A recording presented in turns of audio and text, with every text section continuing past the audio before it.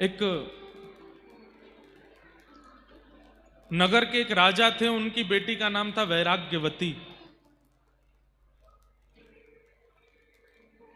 उनका नाम वैराग्यवती इसलिए पड़ा कि जब से उन्होंने बोलना सीखा तब से वैराग्य की बातें ही कहीं, इसलिए उनका नाम वैराग्यवती पड़ गया। सब लोग इधर देखिए, सावधानी से सुनिए सब लोग। यहाँ जितने भैया खड़े हैं मंच के आसपास, हाँ माता जी को करके फिर विराज जाओ सब। वैराग्यवती नाम की एक राजकुमारी थी, राजकन्या थी, लेकिन पता नहीं कैसे कौन से जन्म का उनका पुण्य था कि जन्म से जब से बोलना प्रारंभ किया वैराग्य की ही बातें मुख से निकलती थी। दुनिया के लोग सुंदर पुष्पों को देख के कहते कितना सुंदर है, कितना सुंदर है, कितनी इसकी सुगंधी देखो, इसका रंग देखो, इस पुष्प की कोमलता देखो। वैराग्यवती कहती सर्दियों को आने दो, पतझड़ का मौसम आएगा, सारी सुंदरता निकल जाएगी इसकी। घर के बड़े लोग कहते तू कैसी बात करती है, तेरे पास और कोई बातें ही नहीं होती। अब घर में रिश्तेदार के रूप में नव विवाहित जोड़ा आते, वो आकर के प्रणाम करते, बोले आप हमें आशीर्वाद दो, हम दोनों की जोड़ी सदा बनी रहे। वैराग्यवती आ जाती, वहां पर भी वैराग्य की बातें करने लगती। मन पंछी उड़ जाई हैं जादिन, तादिन तेरे तनुतर वर के सबई पात झड़ जाई हैं, स्वार लाग करें सब पीती, सुर नर मुनि जन की यह रीति। सब स्वार्थ के संबंधी हैं, ये संबंध कोई विशेष नहीं है, तुम दोनों विवाह करके आए हो।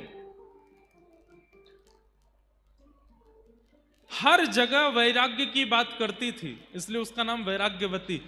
एक समय आने पर तो राजा ने छोटी सी कुटिया बनाकर के महल के बाहर उनका निवास बना दिया, बोले तुम यहीं रहो।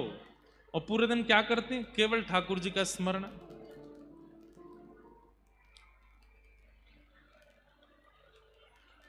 वैराग्यवती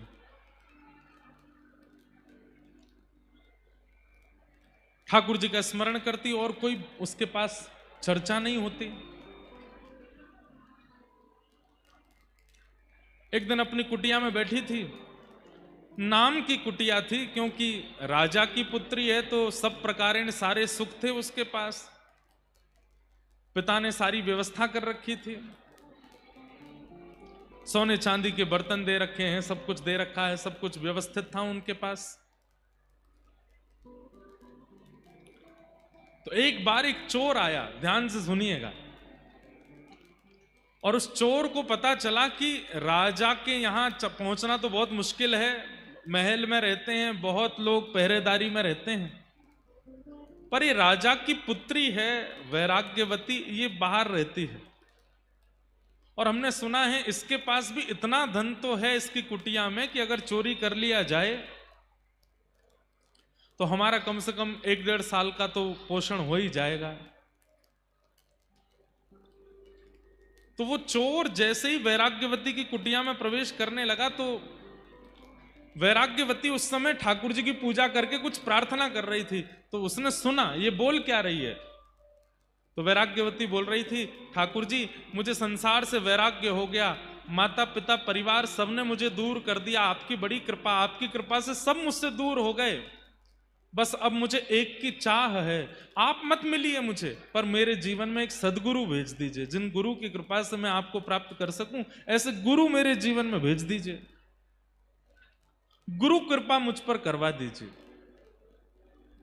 और ठाकुर जी से बस प्रार्थना करती रहती, मुझे गुरु कब मिलेंगे, मेरे सदगुरु कहां होंगे, मेरे गुरु कब कृपा करने के लिए मेरे ऊपर आएंगे।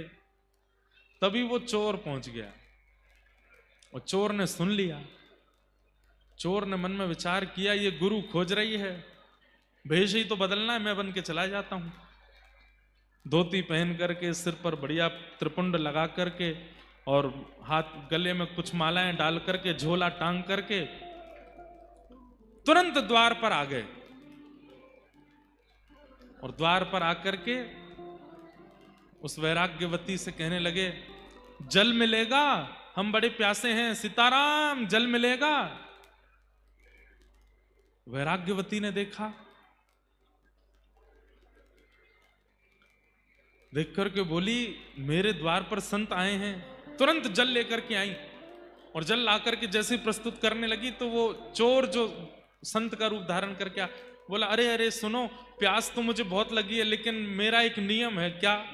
मैं जब तक दीक्षा नहीं दे देता, जब तक अपना शिष्य नहीं बना देता, तब तक उसके हाथ से कुछ पाता नहीं हूं। मैं केवल शिष्यों के हाथ से ही जल पीता हूं, शिष्यों के हाथ से ही प्रसाद पाता हूं। अब प्यास तो मुझे बहुत लगी है, रात्रि का समय, सब सो रहे हैं और तुम्हारे हाथ से पानी पीना है। प्यास तो बहुत लगी, लेकिन बिना शिष्य बनाए कैसे पीऊं?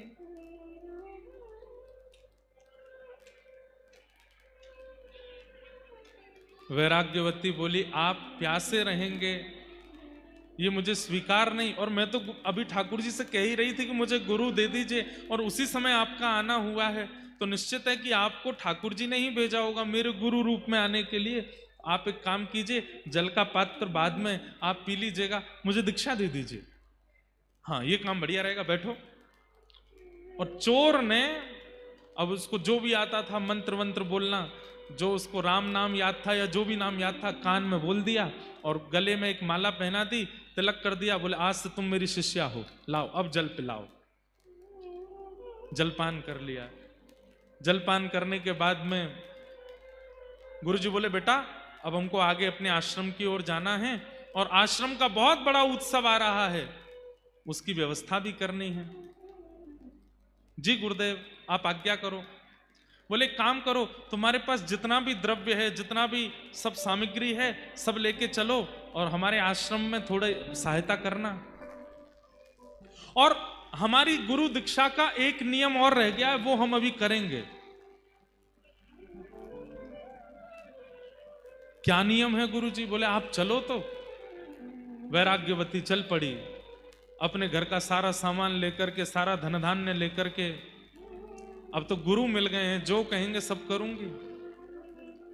हम आपको ये बताना चाहते हैं कि गुरु के प्रति निष्ठा का फल ठाकुर जी कैसे प्रदान करते हैं। आजकल भी ऐसा सुनने में मिल जाता है, कई इंटरव्यूज में, कई जगह बड़े बड़े चैनलों पर भी लोग बोलते हैं, संत जन आदि, कथा वक्ता आदि आदि आदि, ये तो सब बस लूट रहे हैं, इतना पैसा ले रहे हैं, इतना ये कर रहे हैं, यहां पे ऐसा करते हैं। बहुत सावधानी से सुनो। अगर कोई इस मनस्थिति से कथा कर भी रहा है कि उसको धन कमाना है, कोई इस मनस्थिति से अगर शिष्य बना भी रहा है, तो भी शिष्य की दृष्टि कैसी होनी चाहिए ये सुनिए। उनको दंड नहीं मिलेगा ऐसा नहीं है। जो इस प्रकार लोगों का सिंचन करते हैं और केवल धन को प्रधानता देकर के सारी क्रियाएं करते हैं और रूप बनाते हैं वैष्णव का, ठाकुर जी कह रहे हैं वो बचने वाले नहीं है। उनको दंड यम नहीं देंगे, उनको दंड यमदूत नहीं देंगे, उनको दंड कोई और नहीं देगा, उनको मैं दंड देता हूं। और एक बात याद रखिएगा, क्लास टीचर डांट दे ठीक है, मॉनिटर डांट दे ठीक है, कोऑर्डिनेटर डांट दे ठीक है, प्रिंसिपल के पास अगर बात पहुंच गई तो फिर डांट कुछ ज्यादा ही सीधे रिस्ट्रिक्शन ही होता है फिर स्कूल में। ठाकुर जी प्रिंसिपल हैं, सबको दंड नहीं देते। सबको दंड देने के लिए भगवान ने यमराज जी बैठा रखे हैं, सबको दंड देने के लिए ठाकुर जी ने, अरे भैया आ जाओ, ये जिनकी मैया है वो आ जाओ। हाँ रुको, कहां है, क्या नाम है बता दो, हम बुला दें। अच्छा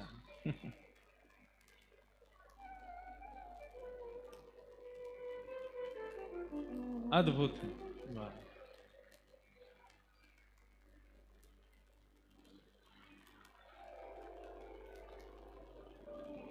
जय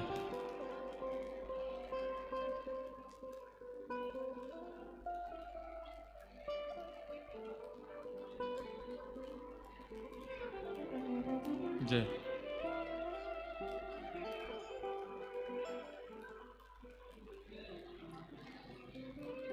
बोलो सदगुरुदेव भगवान की जय। दादाजी महाराज के परम कृपा पात्र और अभिनय जगत के भी अद्भुत कलाकार राजपाल यादव जी भी अभी अभी पधारे हैं, खूब खूब उनका अभिनंदन। हम जो प्रसंग सुना रहे थे वहीं चलें दोबारा। कटनी के लोग अद्भुत हैं, अद्भुत हैं। हमारे दादाजी महाराज बड़े सरल और बड़े सहज और बड़े सरल स्वभाव के हैं। हमें आज पता चला किस लिए उनके अंदर इतनी सरलता, क्योंकि जब समाज ही इतना सरल स्वभाव का होगा तो फिर गुरुदेव को भी सरल तो होना ही पड़ेगा। और हमारी कथा चल रही है, इतना गंभीर प्रसंग, वो माता जी यहीं खड़े होके जल्दी आ, यहां पे आ। मंच से हम बोल भी रहे हैं तो भी यो नहीं कि भाई 1000 लोग कथा सुन रहे हैं ना, एक धीरे बोले ना इधर आ, और 2-4 लोग रोके तुम चुप रहो, बेटा खो जाएगा मेरा, इधर आ। ऐसी सरलता तो अच्छी, पर हमें हमारे प्रसंग पूरे करने तो नहीं, ध्यान से सुनो। तो वैराग्यवती, बचपन से ही वैराग्य आ चुका है सब चीजों से, ऐसी राजकन्या वैराग्यवती। कहां तक कहें, राजा ने भी अपने घर से बाहर एक कुटिया बना करके दे दी, वहां रहती है, क्योंकि घर में जो भी आता है सबको वैराग्य का ही ज्ञान देती है। आज गुरु की कामना कर रही थी तो एक चोर गुरु का रूप धारण करके आ गया और कहा कि मैं जल तो तभी पीऊंगा जब दीक्षा लोगी। तो दीक्षा ले ली।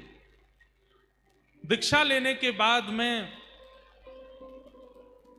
उस चोर ने कहा कि हमारे शिष्यत्व बनाने की एक विधि जो है वो जंगल में होगी, हमारे साथ चलो। तो राजकन्या वैराग्यवती गुरुदेव के चरणों में सब कुछ अर्पित करने के लिए जितना सोना चांदी, जितना धन धान्य उनके पास था, सब इकट्ठा करके अपने साथ अपने गुरुदेव के साथ जा रही है।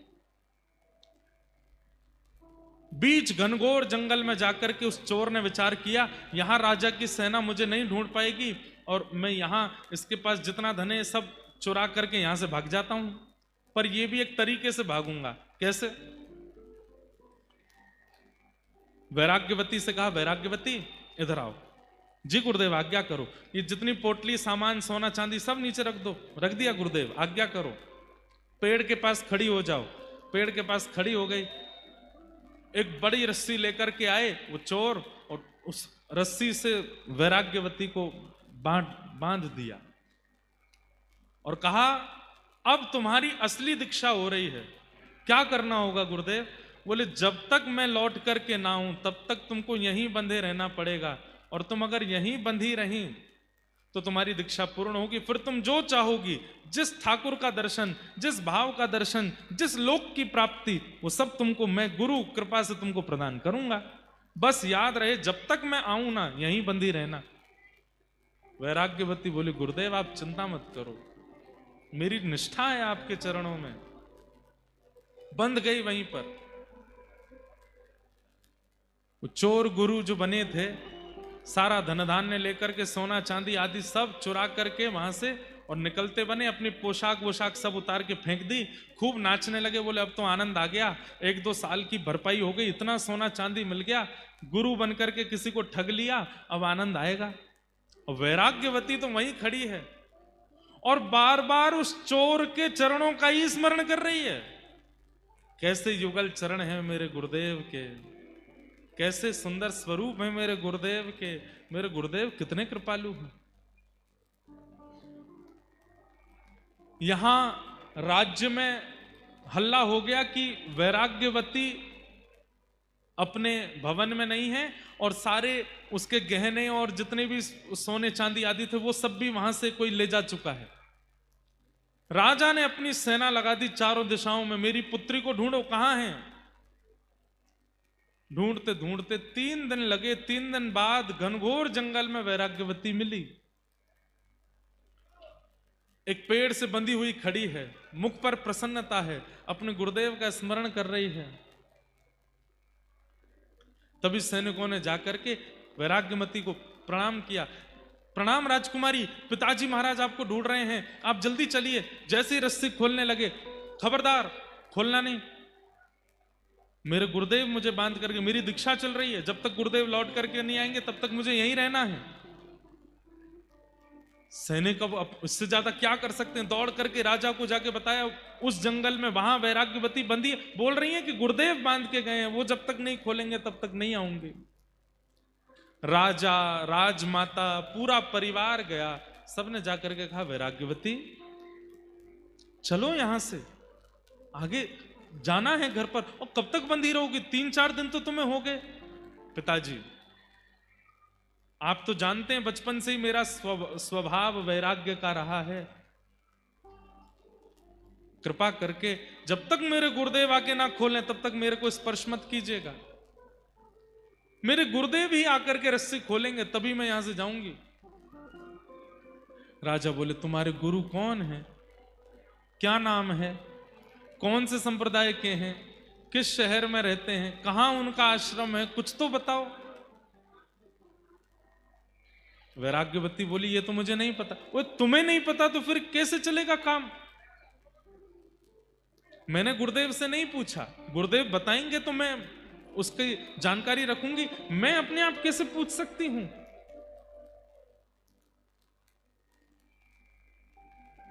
राजा बोले, क्या करें? बड़े बड़े आचार्य, बड़े बड़े राजघराने में जो संत महापुरुष थे, सबने आकर के वैराग्यवती को समझाने का प्रयास किया। वैराग्यवती, वो कोई गुरु नहीं है, वो ठग है। तुम्हारे सारे बर्तन लेकर के, सारे तुम्हारे आभूषण लेकर के भाग गया है। कोई गुरु रूप धारण करके आया, तुमको ऐसे ही परेशान करके चला गया है। वैराग्यवती बोली, कृपा करके मेरे गुरुदेव के बारे में ऐसा मत बोलिए, वो मेरे गुरु हैं। वो चाहे तो मेरा सर्वस्व ले लें, मुझे कोई चिंता नहीं है। बड़े बड़े संत, बड़े बड़े ऋषि, आचार्य आए, लेकिन कोई भी वैराग्यवती को मुक्त नहीं कर पाया। अगर आपने मुझे मुक्त करने का प्रयास किया, मैं प्राण त्याग दूंगी अपने।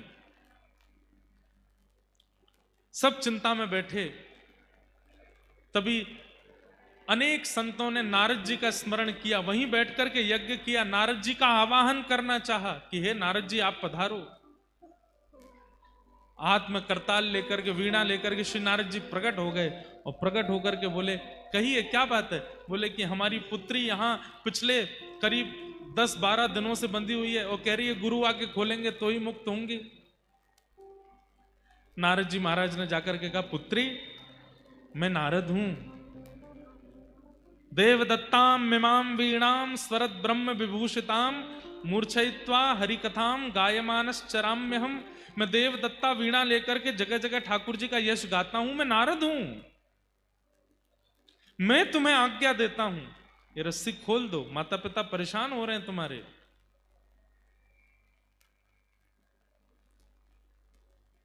और तुम जिस गुरु के लिए यहां बंधी हुई हो, वो गुरु गुरु नहीं है, वो कोई और है।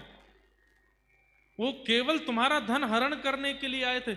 इतने में वेदमती, वैराग्यमती बोलने लगी, मुझे विश्वास हो गया आप नारद नहीं हो। बोले कि तुम्हें मुझ पे संशय हो रहा है? बोले हाँ, क्योंकि मेरे गुरु की निंदा कर रहे हो मेरे सामने खड़े होके। नारद जी वो नहीं हो सकते जो गुरु निंदा करे। नारद तो वो होते हैं जो गुरु की महिमा बतावे। आप मेरे गुरु की निंदा कर रहे हो, आप नारद नहीं हो सकते। नारद जी हार गए, राजा हार गए, पूरा परिवार हार गया, लेकिन वैराग्यमती ने रस्सी नहीं खोली। अंत तो गत्वा नारद जी ने जाकर के भगवान से कहा, बोले भगवान, घनघोर कलयुग आ गया है। बोले क्यों?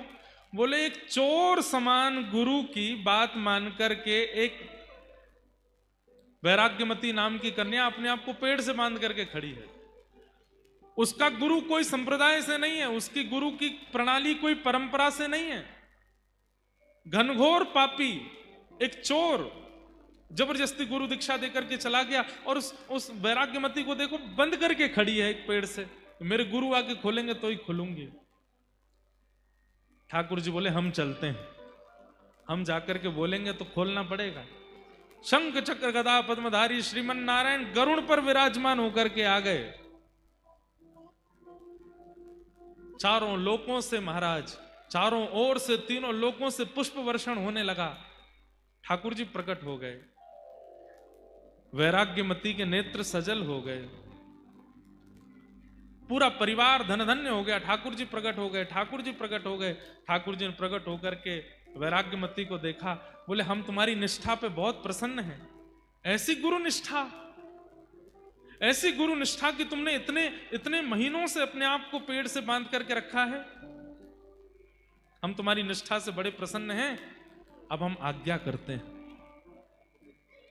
तुम ये रस्सी खोल दो। और जिन गुरु का मंत्र लेकर के और जिन गुरु से दीक्षा लेकर के तुम यहां खड़ी हो, वो गुरु नहीं है, वो एक चोर है, वो सामान्य व्यक्ति है, केवल तुमको ठगने के लिए गुरु का रूप धारण करके आया। वैराग्यमती के नेत्र सजल हो गए, ठाकुर जी के चरणों में वहीं से सिर झुका करके प्रणाम करती हुई बोली कि नाथ, पिता ने आकर के रोका, कुल गुरु ने आकर के रोका, नारद जी ने आकर के रोका, सबने एक ही बात कही कि मेरे गुरु चोर हैं, मेरे गुरु गुरु नहीं है, मेरे गुरु ठग हैं। सबने गलत गलत शब्द कहे, पर मैं मानती रही कि मेरे गुरु ही परम सत्य हैं। और आज तो इस बात पर प्रमाण हो गया कि मेरे गुरु सर्वोपरि है। भगवान बोले मैं निंदा कर रहा हूं तो भी तुम मान रही हो सर्वोपरि। वैराग्यमती कहती है, जिन गुरु के जीवन में आते ही कुल गुरु के पास मुझे नहीं जाना पड़ा, वो यहां आ गए, नारद जी यहां आ गए, और अंततोगत्वा ठाकुर जी यहां आ गए, वो गुरु नकली कैसे हो सकते? जिन गुरु की दीक्षा प्रदान करते ही ठाकुर जी को मेरे सामने आना पड़ गया। अरे लोग हजार हजार वर्ष तक तप करते रह जाते हैं, आप उनकी तरफ देखते तक नहीं हो।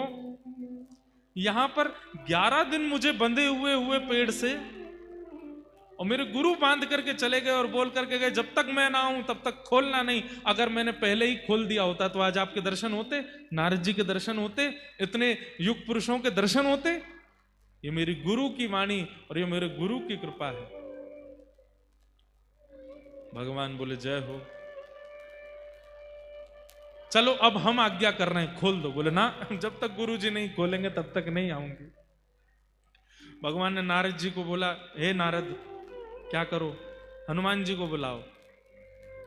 हनुमान जी आए, हनुमान जी के प्रकट होते ही वैराग्यमती बोली अब तो और विश्वास हो गया कि मेरे गुरु जी, देखो हनुमान जी भी आ गए। अरे हमने इनको अपने काम से बुलाया। बोले किसी भी काम से बुलाया, दर्शन तो मुझे हो रहे हैं ना। अरे हनुमान जी बड़ी दिक्कत आ गई है, तुम एक काम करो। हनुमान जी बोले क्या करना है? इसके गुरु जी खोज के लाओ। हनुमान जी गए, वैराग्यमती अपने गुरु का परिचय दो। बोले परिचय कुछ नहीं पता, बस इतना पता वो मेरे गुरु हैं। कहाँ रहते हैं, क्या नाम है, क्या है, कुछ नहीं। अरे 10 मिनट पहले दीक्षा हुई, 10 मिनट बाद गुरुजी बांध के चले गए, मुझे कुछ नहीं पता उनके बारे में। और देखो इतनी कम जानकारी होते हुए भी कैसी गुरु कृपा हुई मेरे ऊपर। भगवान से हनुमान जी बोले क्या करना है भगवान, ये तो बावली है गुरु के पीछे। हनुमान जी इसके गुरु को खोजना है, और वास्तविक में वो सिद्धियों से ही पता चलेगा इसके गुरु कहां हैं। तो आप अपनी अष्ट सिद्धियों को प्रकट करके थोड़ा विचार कीजिए, ढूंढिए कि इसके गुरु कहां हैं। हनुमान जी ने अपनी नवनिधि अष्ट सिद्धियों को प्रकट किया और अपने मंत्र शक्ति से ढूंढा। तो ढूंढते अरे राम राम राम राम, क्या हुआ? बोले पास के राज्य में एक नगर सेठ है, उसके यहां पर चोरी कर रहे हैं इसके गुरुजी। बोले वही हैं इसके गुरुजी, लेके आओ। बोले चोर गुरुजी हैं? बोले हाँ। इतने में ही हनुमान जी महाराज तो अंतर ध्यान हुए, गदा लेकर के तुरंत प्रकट हो गए। गुरुजी यहां तिजोरी में से सामान निकाल रहे थे, पीछे मुड़ करके देखा तो पवन पुत्र हनुमान। हनुमान जी को देख करके गुरुजी, हे भगवान आप कैसे आ गए? हनुमान जी बोले चलो हमारे साथ, तुमको ले जाने आए हैं। बोले कि मैंने तो उम्मीद रखी थी कि यमदूत आएंगे, लेकिन आप आए हो, रामदूत आए हैं। मैंने ऐसे ऐसे काम किए कि मुझे तो लगा कि यमदूत ही आएंगे मुझको लेने, लेकिन आप आ गए नाथ, बड़ी कृपा। हनुमान जी लेकर के पहुंचे, जैसे ही प्रकट हुए हनुमान जी गुरु जी को लेकर के, आहा शंख चक्र गदा पद्म धारण करके गरुण जी पर भगवान बैठे हैं, नारद जी बैठे हैं, बड़े बड़े देवता बैठे हैं, और सारा राजवंश खड़ा है, और एक पेड़ से बंधी हुई वैराग्यमती खड़ी है। सबका दर्शन किया। पहले तो चोर गुरुजी ने, सब क्रोध में देख रहे हैं उनको। बारे चोर, गुरु बनकर के ऐसी दीक्षा देकर के गया। जैसे ही वैराग्यमती को देखा, अब चोर बोलता है, तू अभी तक बंधी है यहीं पे? वैराग्यमती बोली, गुरुदेव आप आज्ञा करके गए थे कि जब तक आप नहीं खोलोगे तब तक मैं यहीं बंधी रहूंगी। भगवान ने कहा सबसे पहले तो इसको मुक्त करो। जा करके जैसे ही रस्सी खोली, वैराग्यमती ने चरणों में प्रणाम किया, भगवान गुरुदेव आपकी कैसी कृपा, 10 मिनट आपने मुझे दीक्षा प्रदान किया, रस्सी से बांध करके गए। आपकी कृपा से श्री हनुमान जी का दर्शन, नारद जी का दर्शन, पिता महाराज का दर्शन, गुरुदेव का दर्शन, ठाकुर जी का दर्शन हो गया। गुरुदेव आपको वंदन करती हूँ, प्रणाम करती हूँ। भगवान ने हनुमान जी की ओर देखा, नारद जी की ओर देखा। सब साधन मुझे प्राप्त करने के एक तरफ, हनुमान जी देख लीजिए, और गुरु निष्ठा एक तरफ। ये गुरु निष्ठा है।